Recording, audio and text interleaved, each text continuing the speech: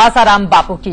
आसाराम का पुलिस के साथ लुका-छिपी का खेल जारी है। आसाराम की लोकेशन के बारे में अभी कोई जानकारी नहीं मिल पाई है। आसाराम बीती रात भोपाल से निकले थे।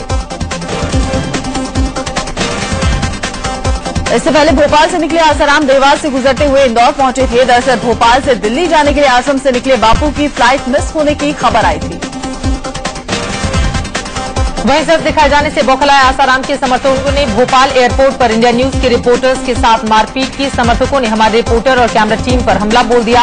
आसाराम ने अपने समर्थकों को रोकने की कोशिश भी नहीं की। आसाराम और उनके बेटे की मौजूदगी में उनके समर्थकों ने इंडिया न्यूज की ओवी वैन में भी तोड़फोड़ की। उनके समर्थक मारपीट कर इंडिया न्यूज पर दबाव बनाना चाहते थे। इन सब के बाद भी इंडिया न्यूज सच दिखाने से नहीं डरेगा। इसके पहले आसाराम बापू ने बीमारी का हवाला देते हुए जोधपुर पुलिस के सामने पेशी के लिए और वक्त मांगा, लेकिन जोधपुर पुलिस ने इस मांग को खारिज कर दिया है। तो उन्होंने समय मांगा है, उसमें समय स्पेसिफाई नहीं किया। उन्होंने इतना कहा है कि मैं अनुसंधान हेतु जोधपुर उपस्थित हो जाऊंगा, मुझे अतिरिक्त समय दिया जावे। कोई समय सीमा उस पत्र में उन्होंने नहीं लिखी, लेकिन अतिरिक्त समय सीमा जोधपुर पुलिस नहीं देगी। आसाराम की गिरफ्तारी के लिए जोधपुर पुलिस से एक टीम भोपाल रवाना की गई है। पुलिस को आशंका है कि बापू गिरफ्तारी से बचने के लिए कहीं और जा सकते हैं। ऐसे में अतिरिक्त टीमों का भी गठन किया गया है। के लिए हम टीम रवाना कर रहे हैं। हम ये भी उम्मीद करते हैं कि भोपाल से वो किसी अन्य शहर में भी जाएंगे, तो अतिरिक्त जिस शहर में उनके जाने की संभावनाएं हैं, उन शहरों के लिए भी हमने पृथक टीम तैयार कर रखी है। उधर पीड़ित लड़की के पिता ने चेतावनी दी है कि अगर आज आसाराम बापू गिरफ्तार नहीं हुए तो वो अन्न जल त्याग देंगे और अनशन पर बैठ जाएंगे। इससे पहले आसाराम बापू के बेटे नारायण साईं ने बताया था कि तबियत अचानक खराब होने की वजह से उनके पिता जोधपुर पुलिस के सामने पेश नहीं हो सकेंगे। आसाराम बापू को गुजरात हाईकोर्ट से भी बड़ा झटका लगा। हाईकोर्ट ने आसाराम की अग्रिम जमानत अर्जी को खारिज कर दिया। हाईकोर्ट ने आसाराम की अर्जी को ये कहकर खारिज कर दिया कि उसमें दम नहीं है और आसाराम कोर्ट का वक्त बर्बाद कर रहे हैं। कांग्रेस महासचिव दिग्विजय सिंह ने आसाराम पर निशाना साधा है। दिग्विजय सिंह ने कहा कि आसाराम को जिम्मेदारी लेनी चाहिए। गुजरात के मुख्यमंत्री नरेंद्र मोदी ने इशारों में आसाराम पर निशाना साधा। नरेंद्र मोदी ने कहा कि महिलाओं के साथ ऐसा कृत्य करने वाले राक्षस समान होते हैं और इसके पीछे विकृत मानसिकता है। नरेंद्र मोदी ने वडोदरा के पास छोटा उदयपुर में संबोधन के दौरान ये बयान दिया। आसाराम बापू पर कार्रवाई को लेकर कल संसद में भी जोरदार हंगामा हुआ। जेडीयू नेता शरद यादव ने आसाराम की गिरफ्तारी न हो पाने के लिए केंद्र और राजस्थान सरकार पर सवाल उठाए और उनके खिलाफ तत्काल कार्रवाई की मांग की। बीएसपी सुप्रीमो मायावती ने आसाराम बापू पर कहा कि अगर संत का चाल चलन ठीक नहीं है तो सख्त कार्रवाई होनी ही चाहिए। नाबालिग से यौन शोषण के आरोपों में घिरे आसाराम बापू के खिलाफ सुप्रीम कोर्ट में एक याचिका दायर की गई है। इस जनहित याचिका में आसाराम के खिलाफ सीबीआई जांच की मांग की गई है। साथ ही ये गुजारिश की गई है कि पूरे केस की मॉनिटरिंग खुद कोर्ट करे। कानून की शिकंजे से बचते चले आ रहे आसाराम के खिलाफ इलाहाबाद हाईकोर्ट की लखनऊ खंडपीठ में भी एक जनहित याचिका दायर हुई है। इस याचिका में कहा गया है कि जब कानून सबके लिए बराबर है तो अब तक आसाराम की गिरफ्तारी क्यों नहीं हुई। राजस्थान के मुख्यमंत्री अशोक गहलोत ने आसाराम पर निशाना साधा है। गहलोत ने कहा कि कोई भी लड़की यौन शोषण जैसे आरोप यूं ही नहीं लगा सकती। आसाराम बापू के बयान अनुमोदन आ रहे हैं, वो बिना सोचे समझे बयान दे रहे हैं। माँ बेटी मेरे को फंसा रहे हैं। माँ बेटी कहाँ पीछे मारते बताइए आप। इस प्रकार के मैं समझता हूँ घटिया बातें करना अच्छी नहीं है। जो साधु संत होते हैं उनका मैंने पहले भी कहा कि पूरा समाज उनका सम्मान करता है। जिन साधु संतों ने ये प्रेरणा जनता करती है, उन साधु संतों को तो हर शब्द बोलते वक्त में 50 बार सोचना पड़ता है और सोचना चाहिए कि मैं जो बोल रहा हूँ, प्रवचन या जो वचन बोल रहा हूँ, उसका क्या मैसेज आएगा पब्लिक के अंदर। आसाराम बापू के खिलाफ प्रदर्शन रुकने का नाम नहीं ले रहा। गोरखपुर में पूर्वांचल सेना के कार्यकर्ताओं ने आसाराम के खिलाफ जमकर नारेबाजी की और आसाराम संस्थान की एक दुकान भी बंद करा दी।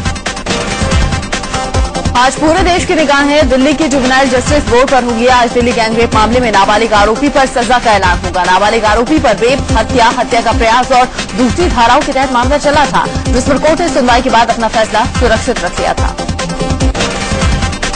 जब दिल दहला देने वाला ये पूरा वाकया पेश आया था तब नाबालिग की उम्र करीब 17.5 साल की थी। ये बात उसके स्कूल से मिले दस्तावेज से साबित हुई, जिस पर स्कूल के हेडमास्टर की गवाही भी हुई। दरअसल मजिस्ट्रेट को दिए गए अपने बयान में पीड़ित लड़की ने नाबालिग आरोपी पर गंभीर आरोप लगाए थे। पीड़िता ने कहा था कि उसके साथ सबसे ज्यादा दरिंदगी इसी नाबालिग आरोपी ने की थी। जुवेनाइल बोर्ड के फैसले का पीड़िता के परिवार वाले भी इंतजार कर रहे हैं। इनका कहना है कि नाबालिग को किसी भी कीमत पर फांसी से कम सजा नहीं होनी चाहिए। 10 करोड़ रुपए के रेलवे रिश्वत कांड में गिरफ्तार 6 आरोपियों की न्यायिक हिरासत आज खत्म हो रही है। आज उन्हें कोर्ट में पेश किया जाएगा। इन आरोपियों में पूर्व रेल मंत्री पवन कुमार बंसल का भांजा विजय सिंघला भी शामिल है। फिल्म अभिनेता ओमपुरी की अग्रिम जमानत की याचिका पर आज सुनवाई है। शुक्रवार को ओमपुरी की याचिका पर सुनवाई टल गई थी। पति नंदिता ने ओमपुरी पर मारपीट करने का आरोप लगाया है। आज मुंबई के सेशन कोर्ट में पूर्व मिस वर्ल्ड युक्ता मुखी के पति प्रिंस टूली की अग्रिम जमानत याचिका पर सुनवाई होगी। युक्ता मुखी ने प्रिंस टूली पर घरेलू हिंसा समेत कई गंभीर आरोप लगाए। यासिन भटकल के बहाने राज ठाकरे ने एक बार फिर से जहर उगला है। राज ठाकरे ने कहा है कि लोग मुझे गाली देते हैं, लेकिन भटकल मिला कहां? बिहार में। राज ठाकरे ने ठाणे में एक सभा में कहा कि ऐसा लगता है कि बिहार में अपराधी और आतंकवादी बनाने का कोई कॉलेज हो। भटकल की गिरफ्तारी पर बीजेपी नेता सुशील मोदी ने बिहार सरकार पर हमला बोला है। मोदी ने आरोप लगाया कि वोट की राजनीति के तहत भटकल की गिरफ्तारी को छुपाने की कोशिश की गई है। मोदी ने बिहार सरकार पर तंज कसते हुए कहा कि नीतीश ने पहले ईश्वर जहां को बेटी बना लिया था, अब कहीं भटकल को बिहार सरकार दामाद न बना ले। बीजेपी ने नीतीश सरकार पर वोट बैंक की राजनीति का आरोप भी लगाया है। बिहार बीजेपी के नेताओं का मानना है कि सूबा आतंकियों के लिए सेफ जोन बन चुका है, जबकि सरकार ये बात मानने को तैयार नहीं। आपको बता दें कि महीने भर के भीतर बिहार से 2 बड़े आतंकियों की गिरफ्तारी की है। इससे पहले शुक्रवार को आतंकी यासीन भटकल को एनआईए ने दिल्ली की पटियाला हाउस कोर्ट में पेश किया। कोर्ट ने भटकल और उसके सहयोगी अब्दुल्ला को 12 दिन की पुलिस हिरासत में भेज दिया है। भटकल और अब्दुल्ला को बुधवार रात गिरफ्तार किया गया था। भटकल को कोर्ट ने पुलिस रिमांड पर तो भेज दिया, लेकिन उसके वकील का दावा है कि वो भटकल नहीं है। उसका नाम मोहम्मद अहमद है, जिसे खुफिया विभाग के अधिकारियों ने गलती से देश के 12 मोस्ट वांटेड अपराधियों में से एक बता दिया है। यासीन भटकल के पिता ने कहा कि अगर उसने गुनाह किया है तो फिर उसे सजा मिलनी चाहिए। एनआईए की टीम यासिन भटकल और हाल ही में गिरफ्तार किए गए अब्दुल करीम टुंडा को आमने सामने बिठाकर पूछताछ कर सकती है। लश्कर के बम एक्सपर्ट टुंडा को 16 अगस्त को भारत नेपाल बॉर्डर से गिरफ्तार किया गया था, जो अभी न्यायिक हिरासत में है।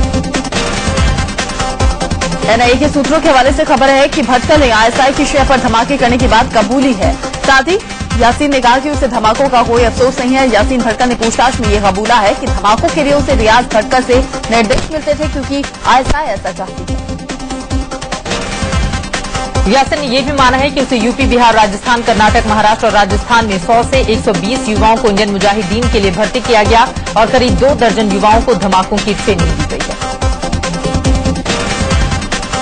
भटकल ने यह भी माना है कि उसके सहयोगी रियाज भटकल और इकबाल कराची के हाउसिंग एरिया में रहते हैं और इंडियन मुजाहिदीन का मुख्यालय भी कराची के यूसुफ प्लाजा में है। इस कबूलनामे से पाकिस्तान के उन दावों की हवा निकल गई है, जिसमें वो ये कहता रहा है कि पाकिस्तान की धरती से भारत के खिलाफ कोई साजिश नहीं होती। यासिन भटकल ने पासपोर्ट के लिए रांची के पासपोर्ट ऑफिस में अप्लाई किया था। रांची पुलिस की माने तो साल 2010 में भटकल ने अजहर हुसैन के नाम से अप्लाई किया था। हालांकि वो अपने मंसूबों में कामयाब नहीं हो पाया। आतंकी यासीन भटकल की गिरफ्तारी के बाद इंडो नेपाल बॉर्डर पर चौकसी बढ़ा दी गई है। यूपी के महाराजगंज में सघन तलाशी अभियान चलाया जा रहा है। इस बीच नेपाल के कई जिलों के प्रमुख और एसएसबी के अधिकारियों के बीच सुरक्षा मुद्दों पर बातचीत हुई। देश के आर्थिक हालात बद से बदतर होते जा रहे हैं। साल 2013-14 की पहली तिमाही में जीडीपी दर 4.4% रही है, जो पिछले 4 सालों में सबसे कम है। अप्रैल-जून तिमाही में कृषि सेक्टर की ग्रोथ 2.9% से घटकर 2.7% रही है। सबसे बड़ी चिंता सर्विस सेक्टर में गिरावट की है। सर्विस सेक्टर की ग्रोथ 7.7% से घटकर 6.6% रही।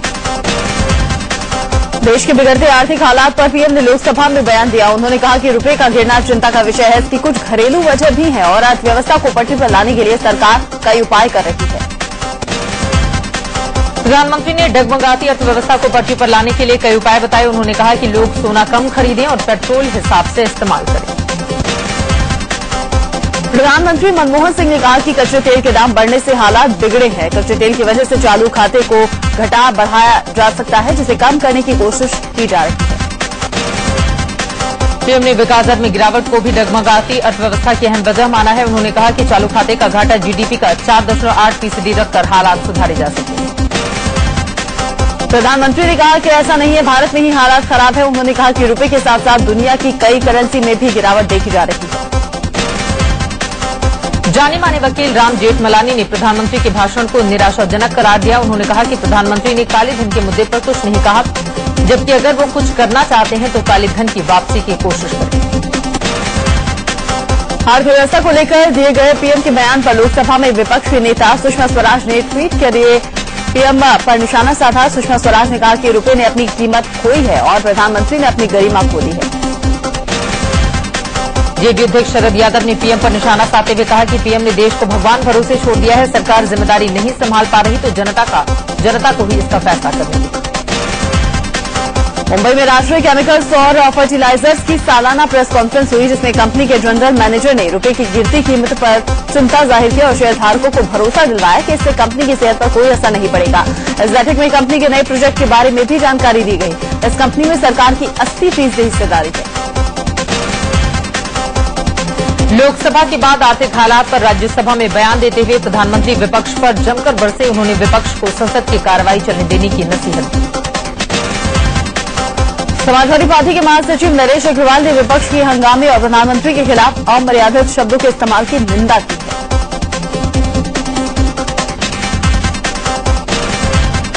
कांग्रेस नेता दिग्विजय सिंह को मध्य प्रदेश के धार जिले में काले झंडे दिखाए गए। दिग्विजय सिंह अलीराजपुर से वापस लौट रहे थे। खुशकी नामक जगह पर बीजेपी के कुछ कार्यकर्ताओं ने उनकी गाड़ी रोक ली और उन्हें काले झंडे दिखाए। खबर है कि दिग्विजय सिंह की गाड़ी के साथ तोड़फोड़ भी हुई है।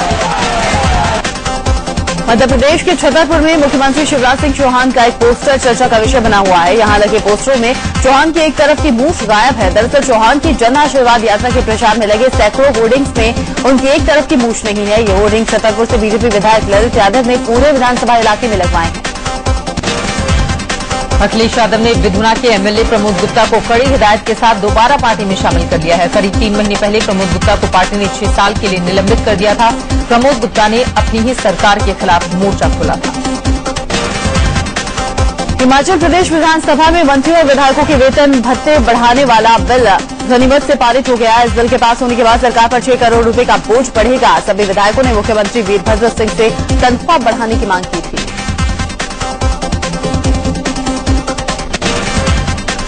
गुजरात में बीजेपी नेताओं ने कांग्रेस के विरोध का अनोखा तरीका ढूंढ निकाला है। बीजेपी ने ताश के पत्तों में कांग्रेस नेताओं के कार्टून बनाकर बाजार में उतारे। मध्य प्रदेश में कांग्रेस के प्रभारी मोहन प्रकाश ने मुख्यमंत्री शिवराज सिंह चौहान और बाबा रामदेव की नजदीकियों को लेकर विवादित बयान दिया है। दिल्ली के अम्बेडकर नगर इलाके में एक सतीश शर्मा नाम के शख्स की संदिग्ध हालत में जलकर मौत हो गई। परिजनों का आरोप है कि सतीश ने एक फाइनेंसर से ऑटो फाइनेंस कराया था और रुपए के लेन देन को लेकर ऑटो फाइनेंसर ने जलाकर उसकी हत्या कर दी है। मुंबई गैंगरेप केस में पुलिस की बड़ी लापरवाही सामने आई है। इससे पहले पुलिस दावा कर रही थी कि इस केस के 5 आरोपी बालिग हैं, लेकिन अब कोर्ट में पुलिस ने कहा है कि एक आरोपी नाबालिग है। पुलिस का कहना है कि वो उनका बोर्ड टेस्ट कराएगी, तब तक उसे माइनर माना जाएगा। इस खुलासे के बाद मुंबई पुलिस पर कई सवाल खड़े हो गए हैं। इसके पहले इस मामले में 3 आरोपियों को शुक्रवार को किला कोर्ट में पेश किया गया। इस दौरान महिलाओं ने प्रदर्शन करते हुए इन सभी पर अंडे फेंके।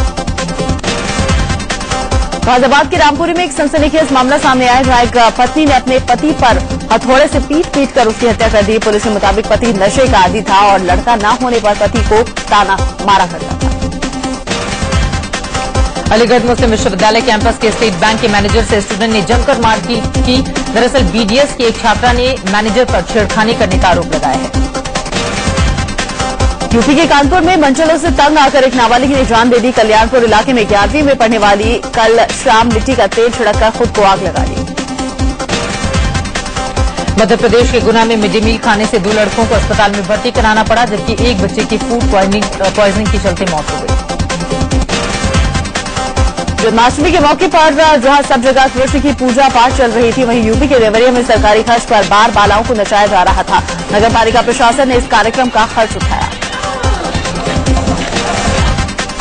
मथुरा में बिलासपुर से अमृतसर जा रही छत्तीसगढ़ एक्सप्रेस में सीट को लेकर खूनी झड़प हो गई। इस झगड़े में एक पैसेंजर की मौत हो गई है, जबकि 4 का अस्पताल में इलाज चल रहा है।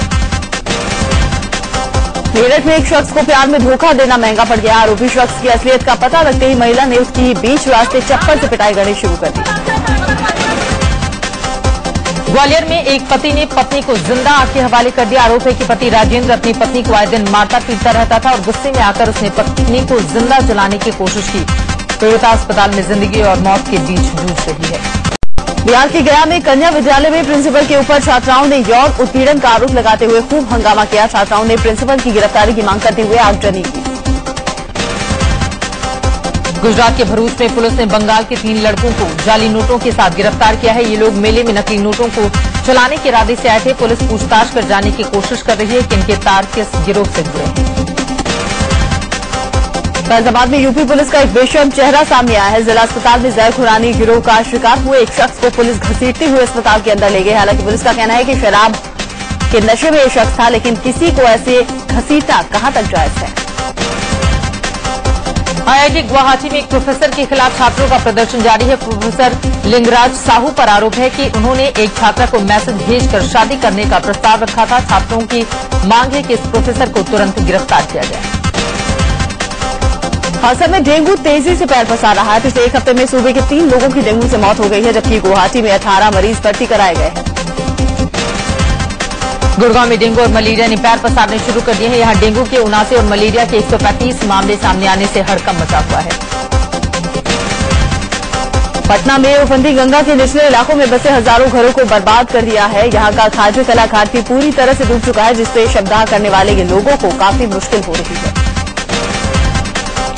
बिहार के खगड़िया में प्रशासन और एनडीआरएफ की टीम की मदद से बाढ़ के बीच फंसे लोगों को बचाया गया। यहां गंगा और गंडक के उफान की वजह से कई इलाके बाढ़ की चपेट में हैं और नदियों किनारे बसे लोग अपना घर छोड़ने को मजबूर हो रहे हैं। यूपी के बलिया में उफंती गंगा तबाही मचा रही है। रामगढ़ इलाके में बना मां दुर्गा का प्राचीन मंदिर गंगा की लहरों में समा गया है। बलिया छपरा राष्ट्रीय राजमार्ग पर गंगा की लहरों का दबाव बढ़ता जा रहा है। इसके दूसरी तरफ लाखों की आबादी रहती है। मध्य प्रदेश के छतरपुर में 2 दिन से बारिश के चलते लोगों का जीना मुहाल हो गया है। जिले में कई मकान ढह गए हैं। वहीं अलीगढ़ में आयोजित नॉर्थ जोन जूनियर ओलंपिक प्रतियोगिता के उद्घाटन में यूपी की महिला हॉकी खिलाड़ियों से झाड़ू लगवाई गई। जब इंडिया न्यूज ने आयोजकों से इसके बारे में पूछा तो उनका जवाब था कि इन खिलाड़ियों के पास कुछ काम नहीं। मुरादाबाद में इन दिनों चाइनीज भगवद गीता लोगों के आकर्षण का केंद्र बनी हुई है। 2 सेंटीमीटर चौड़ी और 3 सेंटीमीटर लंबी इस भगवद गीता को खरीदने के लिए लोग खासे उत्साहित नजर आ रहे हैं। 22 साल के लंबे अंतराल के बाद एयर इंडिया ने सिडनी और मेलबर्न के बीच में रोजाना सीधी उड़ान शुरू कर दी है। भारत से ऑस्ट्रेलिया के बीच सीधा संपर्क जुड़ गया है। राष्ट्रीय खेल पुरस्कार आज राष्ट्रपति भवन में दिए जाएंगे। खेल मंत्रालय राजीव गांधी खेल रत्न, अर्जुन पुरस्कार, द्रोणाचार्य पुरस्कार और ध्यानचंद पुरस्कार पाने वालों के नाम पहले ही घोषित कर चुकी है। वैसे कई सालों से ये अवार्ड ध्यानचंद के जन्मदिन 29 अगस्त को दिए जा रहे थे।